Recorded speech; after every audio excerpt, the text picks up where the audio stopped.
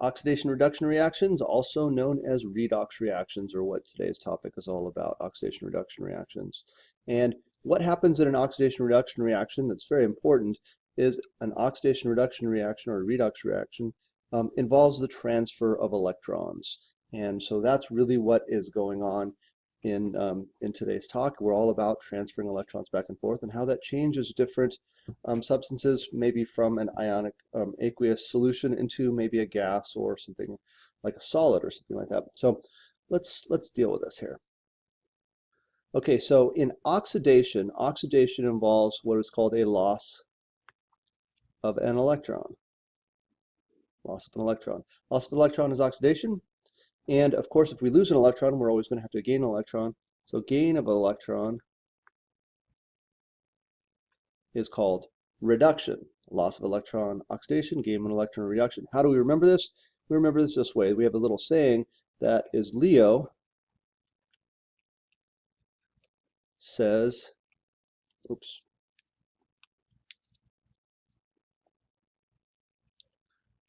Grr. Leo says grr. Of course, Leo being the lion, here's Leo right here.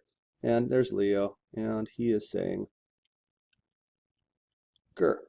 So what does that mean? Well, it means easily that loss of an electron equals oxidation. And as you can see, gain of electron equals reduction. That's why we use Leo says grr.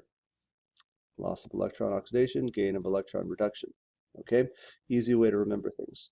And so let's give you an example and break it down so that we can determine who is losing electrons and who is gaining electrons. Okay, so here's our first example. We're placing some solid calcium in a hydrochloric acid solution. So we're going to write a complete net ionic equation, we're going to write a net ionic equation, then we're going to write what are called half reactions. The half reactions will help us determine where gaining or losing electrons is occurring. So complete reaction is solid calcium is reacted with a 0.25 molar hydrochloric acid solutions, HCl aqueous. Okay, so what is going to happen here is we get another type of replacement reaction called a single replacement reaction, where it's possible that the single metal can come in and replace, well, the hydrogen, who's acting like a metal, not really a metal, but it is a positively charged ion, acting like an alkali metal, but not really an alkali metal. And in this case, this reaction definitely occurs, and we'll talk about in the coming days how do we determine if this reaction actually occurs. But it does. And so we are going to get calcium chloride. And again, this chloride comes, or this 2 charge right here comes from the calcium ion, and chloride is a 1- charge, so we always have to crisscross those charges. And what we're also going to produce is when hydrogen is by itself, it often will partner up as a diatomic, which gives us hydrogen gas. Now, is calcium chloride aqueous? And we know the answer to that, because chlorides are aqueous, or they're soluble, with the exception of silver, mercury, and lead. So this is going to be an aqueous solution. Let's go ahead and break this up into a net ionic equation now. Calcium is a solid, so we are going to leave that together. Hydrochloric acid is a strong acid, so we are going to ionize that. The calcium chloride, we did say it was aqueous, so we will ionize that as well. And gases we do not ionize, so we're going to leave H2 together there. And so it looks like our spectator ion is going to be the chloride ion there. And we're going to go ahead and balance here at the end. 1 calcium, 1 calcium. And let's go ahead and place a 2 in front of the hydrogen ions. And now we're all balanced out. Okay. What I'd like to do next is I would like to write what are called half reactions. Now a half reaction is written so that we can show the loss or the gain of electrons, and they're often very useful when we get into electrochemistry later on in the year as well. So what we're going to do is let's just focus on the calcium here and the calcium here. And so we're going to write calcium, which is solid, decomposes, well, it's not really decomposing, it's actually reacting into the calcium ion aqueous. Now, what we want to do in half reactions is we want to have our charges balanced in our half reaction. Now, the reason we want the charges balanced, we'll go into a lot later, but over here on the left-hand side, the calcium solid really doesn't have a charge. This guy's neutral. And on this side, we have a 2+ charge, which, well, we have a +2 charge. So what we're going to do is we're going to neutralize this side by adding 2 electrons. Because if we take 2 negative charges and we add it to 2 positive charges, we get a neutral type of reaction. And so what this is showing is because we have electrons as our products, this is loss of electrons. And we just previously determined that a loss of an electron is oxidation.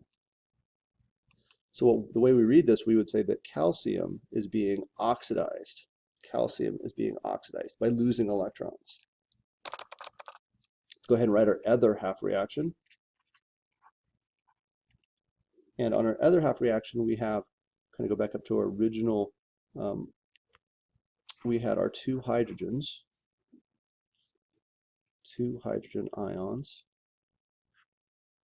and those guys were turning into hydrogen gas. And so on this side, we have the neutral hydrogen gas. There's no charge, so we need to add 2 electrons over here to counteract those 2 positive charges from the hydrogen ions. And that's our half reaction there. Now, if we write the electrons on the reactant side, this is gain of electrons, and this is going to be gain of electrons reduction. So we would say that the hydrogen ion is reduced. Okay. Let's jump into the next one. We have oxidation by metals. Oxidation of metals by salts or by acids. And these guys are going to take on a general formula, just like we talked about before, of a single plate replacement reaction of A being typically our metal, but not always. And then we have BC, which is going to be an ionic compound involving a metal and a non-metal bonded together. And what we're going to get is we're going to get A coming in and replacing B.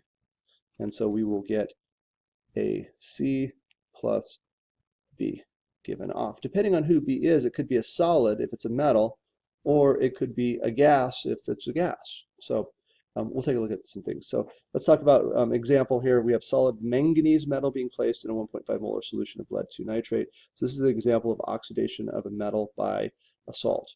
So we have manganese, MnS, being placed in a solution of PbNO3, and this is lead 2 nitrate.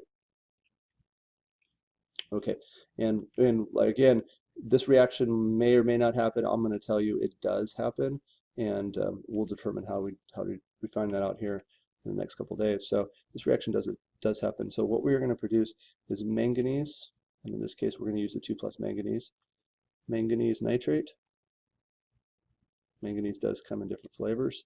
We're going to use the 2+ on this one, and we're also going to form lead, which is a solid. And we know it's a solid because it's a metal, and when metals are knocked out by themselves, they gain electrons, they become solid again. This is aqueous, and this is going to be solid. So we write a net ionic equation, and that's going to look like Mn solid plus Pb2+ plus NO3 1- manganese 2+ plus NO3 1- plus Pb solid. And we're going to go ahead and cross out our spectators. Nitrates typically spectators, and we're left with our net ionic equation of manganese solid plus aqueous lead 2 yields manganese 2+ plus Pb solid. There we go. And that's our net ionic equation there. And we don't need to balance because everybody's 1-to-1 ratio.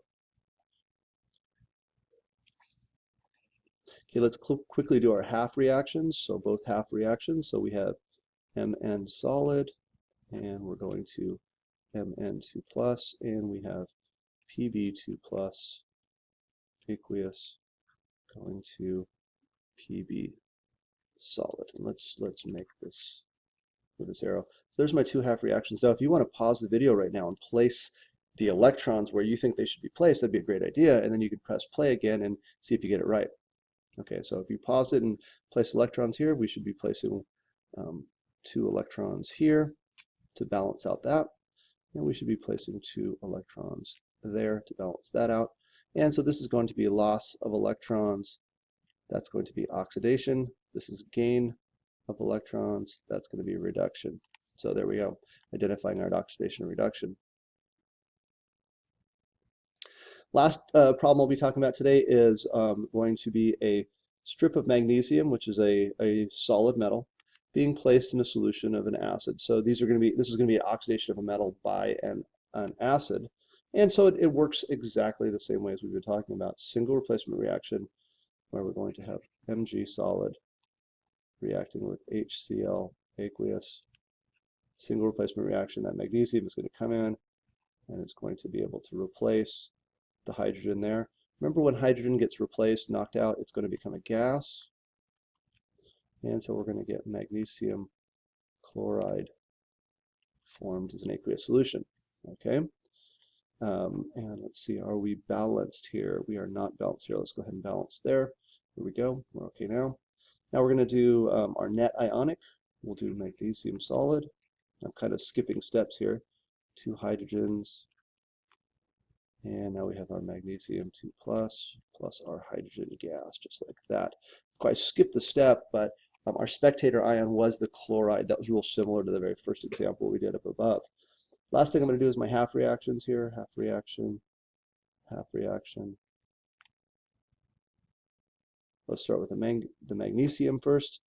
Magnesium solid, Mg2+ plus 2 electrons. And then we're going to have our other half reaction, which is the 2 hydrogens plus 2 electrons yields H2 gas. And there we go. And so over here we have loss of electrons, which is oxidation. So we would say magnesium is being oxidized. And then over here we have gain of electrons equals reduction. So we would say that the hydrogen ion is being reduced. Okay, and that's today's talk about oxidations of metals by salts as well as by acids. Tomorrow we'll be talking about oxidation numbers and how oxidation numbers can sometimes be used to determine who's being oxidized and who's being reduced when it's not so obvious. And in these problems it was pretty obvious where we are losing or gaining electrons, but sometimes it's not. And so that's tomorrow's lesson.